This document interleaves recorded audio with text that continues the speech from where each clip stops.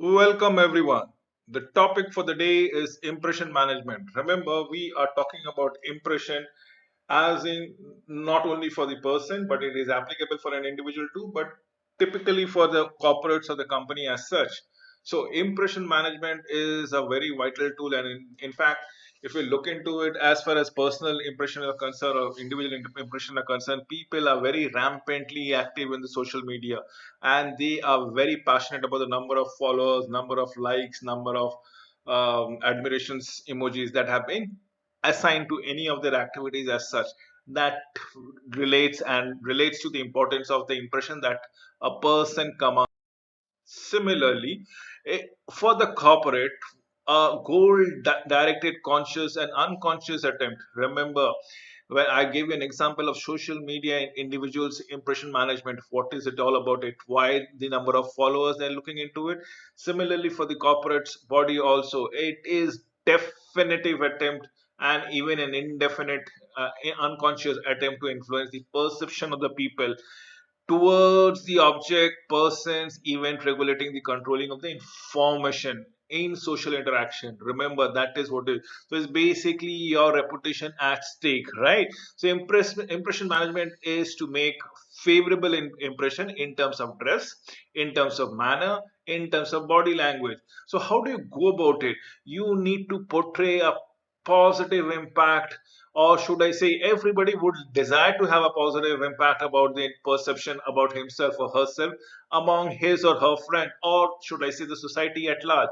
So impression management is nothing but a goal directed activity of controlling and regulating the informations in order to influence and informations found by the audience. That is true about impression. It is nothing but this word. Remember, this is the word that I'm going to stress upon it.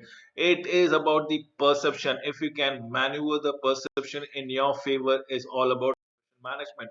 So what are the two types of impression management? One, it is all about being of a self identity, and the other one will of a relationship identity. So one is constructive, the other one is strategic. So basically, when it is called of self identity, look here, the word comes out here. The self identity, when you are thinking about building a positive image about yourself, about your company, about your corporate identity, so that is constructive, that is within the organism. When I say organism, it can be individual and organization at the same strata. Remember, but when it comes about relationship, it is all about being strategic goals. Now, this is what is all about it. Interpersonal goal is nothing but relationship. So one is within an individual, and then there is something called outwards movement, which is all about strategies. Is all about it. So that is interpersonal or relationship goals that goes around. So there are two types. Remember, constructive strategic. So we'll talk about the self-enhancement level. How do we go about it? As a self-enhancement level, we are looking at a physical ambiences, physical appearances. For a corporate, the address that they will be looking into it, the lobby that the company would be portraying it towards the general public altogether, the physical touch points that the corporate or the organization has in the different corners of the city, world, country, the way you want to go around it. Why do we have so many touch points? One, why do we have a huge impactful lobby, or why do we dress ourselves in a best of the suits and dresses altogether? This is to increase the appeal. Remember, the idea is to increase the appeal using props to enhance them to the rest of the world, and that is what the social website will be talking around here. We are just looking into the social website, so we are talking about the tactics of management. Remember social identity theory. We have two theories. One is the personal vis-a-vis social identity. Remember the diagram that I say, one is within the organization, and then there are the rest, which is there in the environment where you're building your relationship. So one is a social identity and one is a personal thing. Personal identity is a self-description part of an intergroup comparison. It is how you identify yourself. Description of self at social identity level is an intergroup. Remember, this is a word called intra, and this is a word called intergroup. So within a self, within an organization is intra, And when you do it with an external organization, external stakeholders, intergroup comparison, and that is what social identity is all about. It social identity, again repeat, is all about relationships. Self is all about your own identity, your image that you create in your mind. So we'll talk about the continuum altogether. Look at the continuum file. It's all about the self identity that goes around it. It is all about the self esteem that goes around it. But what happens, there are two things that comes around here it comes. It is, one is a personal thing, and the other one is a social manifestation, or the relationship that you build upon it. So we have the inclusions or achievements, as in self personal identity is concerned, whereas in social achievement or identity would be a group achievement, group favoritism, and out group projection that goes around it. This itself will tell your worth about yourself. So we might be an arrogant person. Like, let's say I am an arrogant person. Definitely, yes. That's my need for self-esteem. But being an arrogant, I get the things done. As a CEO, I get my things done, group achievement done. So what does it mean? That means I need to be keeping myself arrogant all the time. So increase self-esteem. That is a reaffirmation of the faith.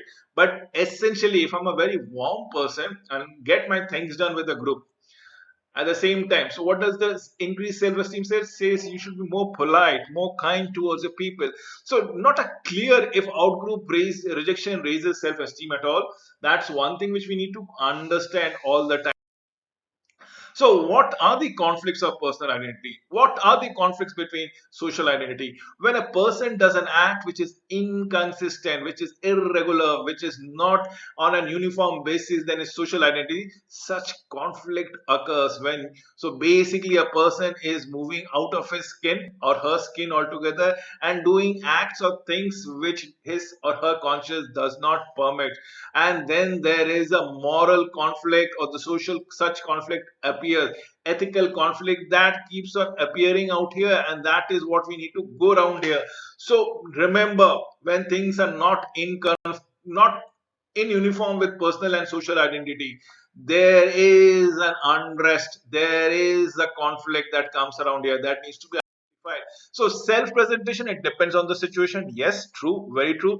It depends on the others treatment, the way you get reactions from self presentation. So if people are shouting at me, for an example, should I shout back or should I be perseverant and listen to their angry voices and understand their pain points? It is all about the two reaction that I can give. I can retort in the same language, or I can listen and probably sort things out. It depends on the situation and it depends on others treatment, how to go around it.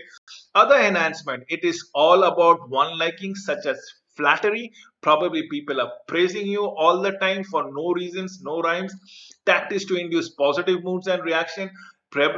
Greeting people out, saying some good words. It is tactics to understand or get a favorable response from the other person. Certainty of the target persons or group. Now we have certain targets who we are aware of the interest areas, right?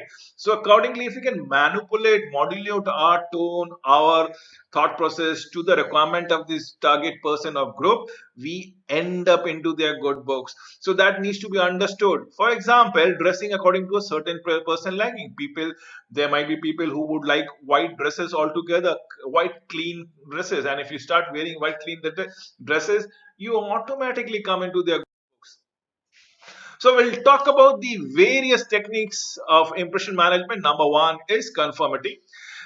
What we are talking as a conformity is being with the place, with the group. You look at it, here is it conformity. Then comes the excuses. What are looking at it? Excuses as self-promotion. Remember, all the points have been mentioned out here.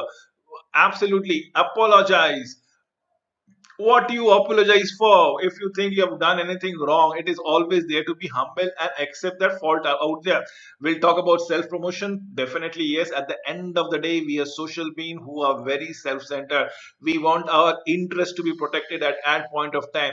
We do flattery towards the people who are in power, full position, who are seniority to us, senior to us. Probably if we can have to be into the good books, how do we go for a verbal self presentation that goes around it?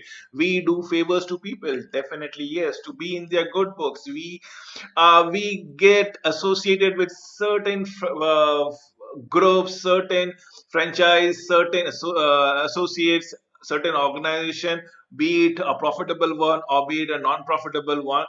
The simple idea is to understand or to be akin with the verbal self-presentation as to how we are going to promote our image or impression. So that is what we're looking into as in to create a positive opinion and in tune opinion, in tune with the desired opinion that looking at it. So we'll talk about the impression management tactics in details out here. If you look out here, behavioral matching, what is it all about? It is in a particular person, a particular group, a particular client. You want to be in their good frame of mind, be in their positive opinions. How do you do it? So basically, best way to do is to imitate them. So that is behavioral matching altogether. If people, people who look similar are most likely they are going to be my should be a part of the family. That means there is a love among them. They respect each others, and that is because the fact that they look similar, no, because the fact that they do similar things all the way, and that is the reason why they start looking similar also. Then there's something called self promotion. Probably this is where you got to market yourself. You got to tell people that what have you achieved, what have you accomplished, how you have been associated with the success of a certain program, certain parameters, where you need to self market yourself. Then probably conforming to the situational norms. Probably, why do situational norms? If, let's say, just for an example, your boss comes home or comes to the office early in the morning and leaves way late beyond office hours. So what do you do about it? If you want to be have a good impression about your boss, you will have to stay as long as your boss is staying. Probably this will make him or her noticed your presence, and that is what the target group is all about. It is all about following the rules of the behavior of an organization. Then definitely yes, the most common thing that we people end up doing is appreciating or flattering or praising the other person, giving unwarranted, unsolicited, at times not even desired compliments, but do we keep on giving it them. As a result, there is always a positive vibe that goes around it. And remember, these things called behavioral matching, call self promotion, call conforming to the situation, appreciating or flattering other, needs to be consistent. Only then it will come that it is part of your DNA, it is part of your behavior, and only then a subordinate would be message delivering the optimum message to the boss and will have received the best benevolent requirement appreciation from her. So finding about impression management is ingratiations. So universally agreed about standard ingration techniques. What are they? They are this four things. Every one of us should follow these four things. Absolutely, it's a must thing. It's a holy grail as far as I'm concerned. One, smile, smile, smile as often as possible. Two, have an eye contact. Do not, I repeat, do not fidget with your phone. Do not fidget with your phone while you're communicating or talking with somebody else. Make an eye contact. See, show them that you are interested. You need to always come to the third point of being agreeable towards that point. Do not have a conflicting, confronting viewpoints. That's one thing that we need to utter around it. And definitely, yes, praising people or flattering them does help in the long run. So, inform the role of the cognitive lead. Lord, what do we have at it? Number one, impression management. What I said about is being consistent. It should be consistent. despite the number of months, years has gone by. You need to be consistent with whatever you're working upon it. If you think you are successful, did I give you two example of being arrogant and getting things done, of being smiling and cooperative and getting things done? What does it reaffirm? To reaffirm to the arrogant person, if he is successful, that be arrogant throughout your life. If the person who is warm, kind and benevolent, what does it reaffirm? It reaffirm to be a lenient attitude. So at the time of performing other tasks, we should concentrate on presenting ourselves. That is what we are looking into it. Some of the opinion that a person are definitely at times are uncomfortable if busy presenting, performing other tasks. Remember, people might become too conscious in sense of social situation, but when you are doing, or when your mind is occupied with another activities, you end up presenting much, benefiting much self for yourself. For example, I'll tell you, when there I've seen many people who giving a presentation, they might get very conscious and very nervous in front of an audience. So what do certain audiences or certain presenters do? They keep certain things in their hand and they keep on fidgeting with them. The moment they start fidgeting, their presentation becomes all the more normal. The consciousness, the nervousness get translated, or the, should I say, the translated from the energy that has been absorbed with the thing in the hand, that they keep on fidgeting altogether themselves. So it is being busy in performing other tasks might actually present themselves in a fashion. Research include introverts an extrovert at the job interview. This is very true. Definitive true about impression management. Cognitive busyness of introverts and extroverts interfere with presenting themselves.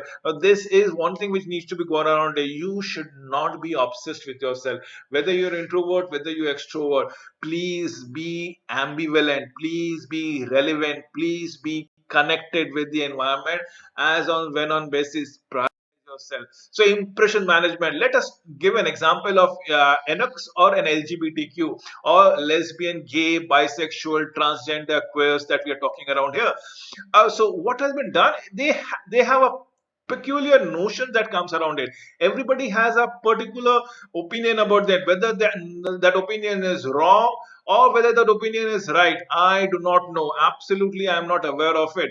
About your opinion, definitely, but given an autonomy, giving a certain power system to them, it has been noticed all over the world that they do a wonderful job. Both the LGBTQ communities, they do not get themselves mixed into corruption or the color of the skin, or let's say get biased by the religion or by the creed or by the origin or the region from where you belong to. So they do a wonderful job.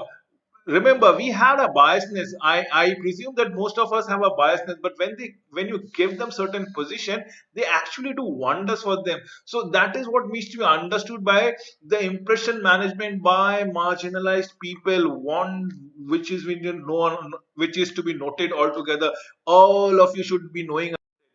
In conclusion, what do I say? From objectives, technique, finding tips, we can conclude the impression management plays a pivotal role in all fields, be it education, be it hospital, be it institute, be it factories, be it organization, be it a corporate office.